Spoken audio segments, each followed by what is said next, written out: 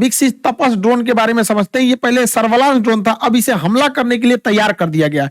ये अभी बेंगलोर में हो रहे एयर शो का ऊपर से एरियल सर्विलांस किया है। इसका नाम तपस है। तपस का फुल फॉर्म होता है tactical airborne platform for aerial surveillance.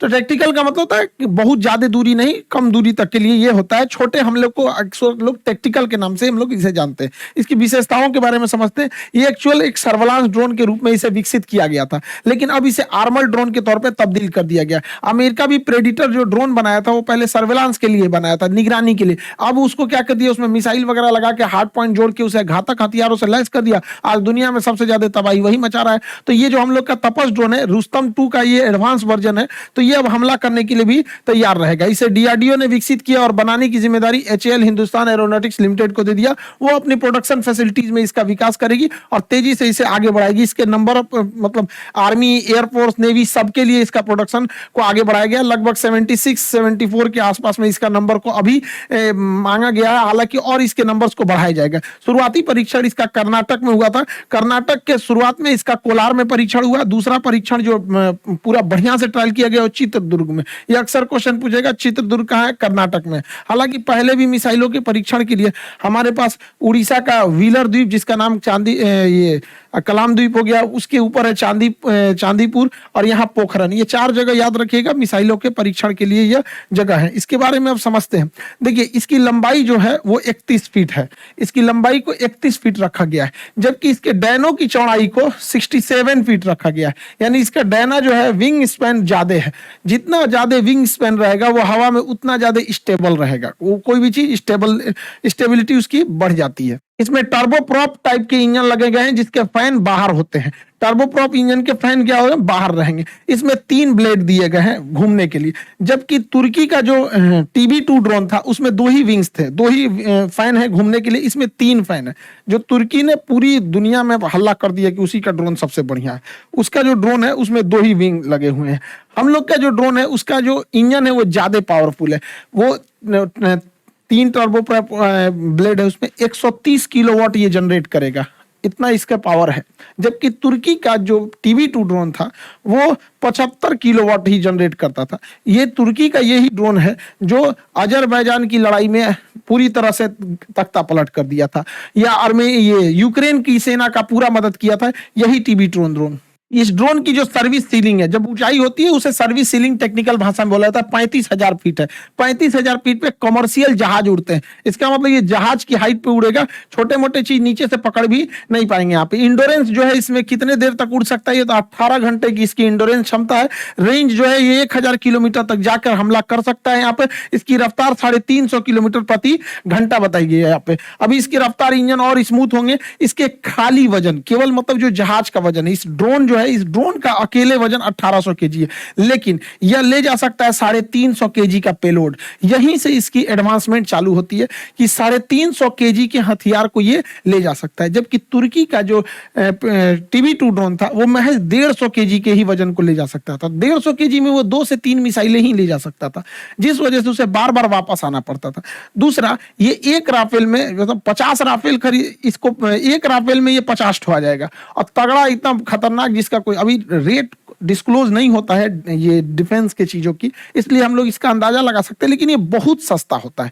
इसका रेट अभी किसी को एक्चुअल नहीं पता होता। तो 350 केजी का ये हथियार ले जा सकता है, TB2 ड्रोन से ज्यादा ले जा सकता है। हालांकि तुर्की भी अपने ड्रोन्स को एडवांस कर रहा है। इन ड्रोनों में हार्ड पॉइंट लगाए जाएंगे, 4 हार्ड पॉइंट्स लगाए जाएंगे, 2 इस विंग्स पे, 2 इस विंग्स पे। हार्ड पॉइंट उसे कहते हैं जहां पर हम हथियारों को अटैच कर सकते हैं। तो इसमें 4 हार्ड पॉइंट लगा दिए जाएंगे जहां से हम हथियारों को अटैच कर सके और फिर उससे हम लोग फायर कर सकते हैं। ये ड्रोन ज्यादातर काम आते हैं टैंक्स वगैरह को उड़ाने के लिए यहाँ पे। और हम लोगों ने टैंक को उड़ाने के लिए पहले से ही ऑलरेडी मिसाइल डेवलप कर लिया है, Helina missile. Helina missile tanks के लिए एकदम घातक साबित होती है। अब हेलिना मिसाइल अकेले का वजन 50 केजी है। एक हेलिना मिसाइल का वजन 50 केजी है। तो अगर हम 7 ठो हेलिना मिसाइल लाद देते हैं तो 350 केजी टोटल वेट हो जाता है। और आपको पता है कि इसकी क्षमता ही जो है वो 350 केजी उठाने की है। यानी हम लोग एक साथ 7 हेलिना मिसाइल छोड़ सकते हैं, यानी वो करोड़ों का टैंक भेजो, हम यहां से ड्रोन भेजते रहेंगे। युद्ध नीतियां बदल चुकी हैं। यूक्रेन की लड़ाई और आर्मेनिया और अजरबैजान की लड़ाई ने यह साबित कर दिया कि अब जिनके पास ड्रोन टेक्नोलॉजी बेहतरीन है वही आगे निकलेगा। अब देखिए, ईरान जैसा छोटा देश जो डिफेंस के मामले में आत्मनिर्भर नहीं था, वह छोटा देश ईरान भी रूस को ड्रोन दे रहा है कि हमारे ड्रोन से आप यूक्रेन में मारिए। तुर्की जो भी हथियार के निर्यात में उतना नहीं प्रसिद्ध था, लेकिन उसने भी यूक्रेन को दिया मारने के लिए, और ये ड्रोन तख्ता पलट कर दिए, पूरी तरह से माहौल बदल दिए। ये ड्रोन बहुत सस्ते होते हैं, मेन लड़ाई इसी चीज की, बहुत सस्ते होते हैं। यहाँ पर ड्रोन में कोई पायलट नहीं बैठता, इसलिए ह्यूमन कैजुअलिटी का कोई बात नहीं होता है। तो ये आर्मर ड्रोन अब हो जाएगा, ये टीबी-2 ड्रोन, और 7 मिसाइलों को ले जा सकता है। और टैंक का हाल ये हो जाता है, देख सकते हैं यहाँ पर। इसमें अलग तरह का नेविगेशन सिस्टम जोड़ा गया है। दुनिया के जितने ड्रोन हैं, जो मतलब ज्यादातर ड्रोन, जैसे टीबी-2 ड्रोन हो गया और ईरान का ड्रोन हो गया, ये जीपीएस का प्रयोग करते हैं, और जीपीएस की कंट्रोलिंग अमेरिका के पास है। तो हम अपना आंख अमेरिका को नहीं दे सकते हैं। तो भारत ऐसा है कि क्योंकि हमारे पास इसरो ने गगन सैटेलाइट सिस्टम छोड़ दिया, तो ये उस ड्रोन को रास्ता दिखाने का काम गगन करेगा। और गगन ऑलरेडी ट्रस्टेड है, हमारी नेवी यूज करती है, एयरफोर्स पहले से यूज कर रही है, जहाज हमारे इंडिया में जितने उड़ते हैं वो गगन को यूज करते हैं, जितने भी ट्रेन वगैरह का एग्जैक्ट लोकेशन के लिए भी हम लोग गगन का ही प्रयोग करते हैं। तो ये गगन सैटेलाइट हम लोग का है, तो हमारे इसके ऊपर कंट्रोल है, इससे इसका प्रयोग करना ज्यादा सही है, और ये पूरी तरह से भारत की निगरानी देता है। तो अब हम लोग कहीं पे भी हमला करने के लिए जीपीएस पे डिपेंडेंट नहीं है, ये पूरी तरह से गगन ड्रोन सिस्टम से ऊपर का इसका एंटीना सिग्नल ले लेगा, और कहाँ क्या चीज हो रहा है सब कुछ पता कर लेगा। इवन कि ये आपस में लिंक भी होते हैं। अगर कोई कमर्शियल जहाज जा रहा है, इसको कुछ दिखाई दिया तो ये गगन को बता देगा, वो बता देगा ड्रोन को यहाँ पे। तो इन आपस में इंटरचेंज होने से रियल टाइम डाटा इजी पता चल जाएगा, कहां हमला करना है कहां नहीं। अब जीपीएस में कोई डाटा मिल रहा है वो देर से मिलेगा। जैसे अगर किसी को बता दिया कि लखनऊ के ऊपर से एक जहाज जा रहा है, आधा घंटा बाद हम ये सूचना देंगे कि लखनऊ से जहाज जा रहा है, तो जहाज पता नहीं कहां जा चुका रहेगा आधा घंटा में। तो हमें जो भी जानकारी चाहिए रियल टाइम पे, अभी वो जहाज पिन पॉइंट कहां है। तो रियल टाइम डेटा के लिए हमारा गगन सिस्टम बहुत जरूरी है, और ये आपस में इंटीग्रेटेड है, सारी सिस्टम आपस में एक दूसरे से इंटीग्रेट है, जिससे हमें रियल टाइम डाटा लेने में इजी होगा। इसमें नेविगेशन सिस्टम में दुनिया का सबसे एडवांस नेविगेशन सिस्टम डाला गया है यहाँ पे। इसके कैमरे में बिल्कुल एचडी क्वालिटी को, लेकिन एचडी क्वालिटी ये देखने के काम में आता है। युद्ध में कितना अच्छा देखते हैं ये मतलब नहीं, जब दुश्मन को देख लेंगे तो आप भी दुश्मन को मार देंगे और दुश्मन भी आपको मार देगा। या सारी लड़ाई आज बियॉन्ड विजुअल रेंज है, हमारे नजरों से दूर की लड़ाई हो गई है, छुप के लड़ाई हो गई है, अंधेरे में हो गई है। तो अब वो एचडी काम नहीं आने वाला लड़ाई में, अब टेक्नोलॉजी काम आएगी। तो उसमें क्या काम आएगा, देखिए नाइट विजन यहाँ नीचे सर्वेलांस के लिए लगाया गया है। इसमें नाइट विजन भी दिया गया है और साथ में इसमें थर्मल कैमरा भी दिया गया है। देखिए नाइट विजन होता है कि हमें अंधेरे में देखने की सहूलियत दे देता है नाइट विजन, जबकि थर्मल कैमरा ऐसा नहीं होता है। थर्मल कैमरा हम गर्मी को भांपता है, कहाँ का टेम्परेचर ज्यादा है उसको गर्म करके दिखाता है। जैसे ये हिरन है, इनका टेम्परेचर ज्यादा था तो इनको इस कलर से दिखा दिया, बाकी के पेड़ पौधों का टेम्परेचर कम था तो उसको अलग कलर से दिखाया। तो ये होता है थर्मल कैमरा और ये होता है नाइट विजन। अमूमन ऐसा लगता है कि जब नाइट विजन कैमरा ही है तो थर्मल की जरूरत क्या है। देखिए नाइट विजन से अच्छा थर्मल होता है। रीजन क्या है, अगर इन हिरन को ऊपर एक तिरपाल ओढ़ा देते हैं या चादर से ढक देते हैं, या हिरन के जगह अगर फौजी रहते हैं ढक लेते हैं अपने आप को, तो नाइट विजन उसे नहीं देख पाएगा कि इसके अंदर आदमी है। और यही काम आ जाता है थर्मल कैमरा।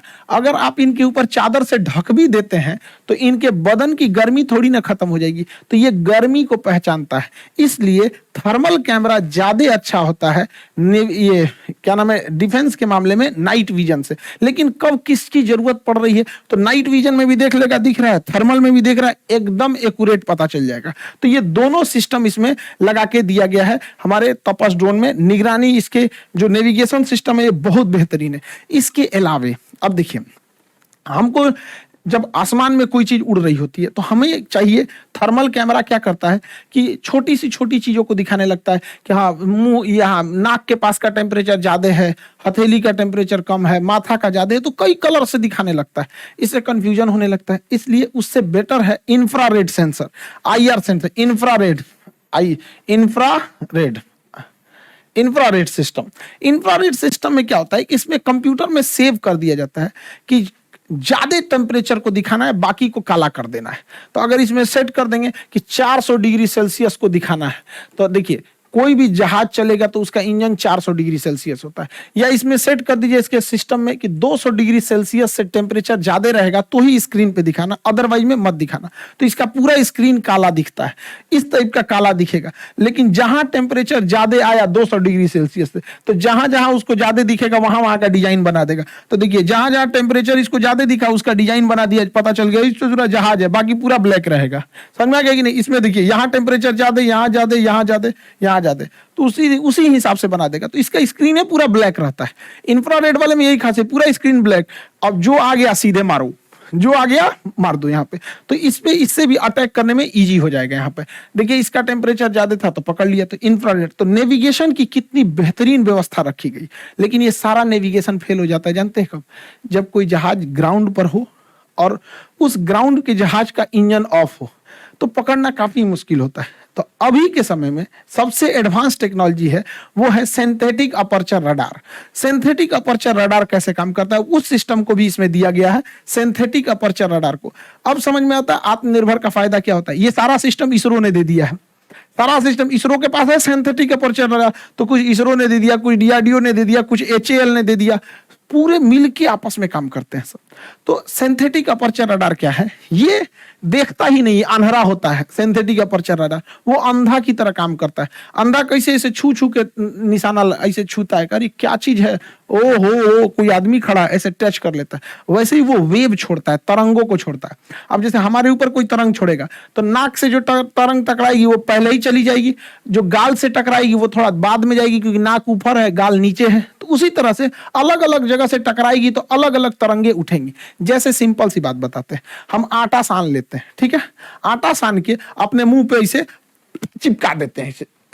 और जब इसको नोचेंगे तो मेरा थुथुर का चेहरा उस आटा में चिपक जाएगा, तो पता चल जाएगा कि हाँ इसका सांचा ले लिए हैं। यही काम करता है अपर्चर रडार। ये जिसके ऊपर से गुजरेगा तो उसके ऊपर से पूरी तरह से वेव छोड़ देगा, ऐसे पूरा वेव छोड़ देगा और देखेगा कौन वेव कितनी ऊंचाई से टकरा के आ रहा है।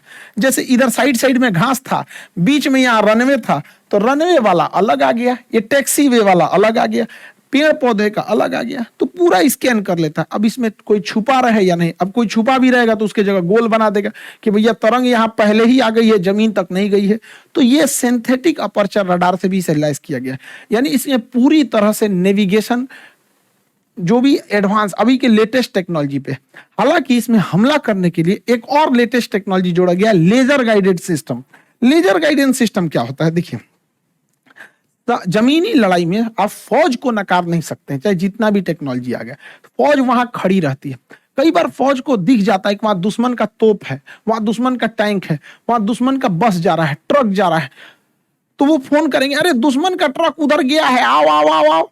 अरे तो जहाज आएगी, फिर खोजेगी किधर गया, अरे हमको नहीं दिख रहा है, तो कहेगा दाहिने मुड़ो बाएं मुड़ो। अरे वो जहाज से कैसे देख पाएगा दाहिने मुड़ो कि बाएं मुड़ो? जहाज से दिखेगा तो कोई चीज उठपटांग दिखता है, समझ में नहीं आएगा। तो यही काम आता है लेजर। जैसे देखिए यहाँ एक आदमी लेजर मशीन लेके खड़ा रहेगा, इस साइड में लेजर मशीन लेके खड़ा हो जाएगा। ये लेजर मशीन से दुश्मन के टैंक के ऊपर वो लेजर लाइट चलाएगा। अब लेजर लाइट दिन में किसी को दिखा दीजिएगा तो उसको क्या समझ में आएगा? तो इस बेचारे टैंक को कुछ पता ही नहीं है, दुश्मन का ये टैंक है, इसको कुछ पता ही नहीं है कि इसके ऊपर किसी ने निशाना भी लगाया है। एक्चुअल में इस पे तो निशाना ही नहीं लगाया है, उसने तो इस टैंक के ऊपर केवल एक रोशनी छोड़ी है, लेजर की रोशनी। अब ये लेजर रोशनी यहाँ बिखरने लगेगी, जैसे यहाँ बिखरेगी, अब ये बिखरेगी तो तरंग बनेगा और इसे रडार से पकड़ लिया जाएगा कि यहाँ पर कोई ना कोई हलचल हो रहा है, और वह हलचल देखकर ऊपर से उड़ता हुआ ड्रोन या फाइटर जहाज आ जाएगा और वो समझ जाएगा, ओ भाई साहब हलचल कहाँ हो रही है, तो इसी पर बम गिरा देगा इसी के ऊपर। देखिए इसने मारा नहीं, इसने केवल निशाना लगा दिया इस पर। ये कैसे काम किया समझिए ध्यान से। देखिए यहाँ दुश्मन का एक टैंक, दो टैंक, ये तीसरा टैंक,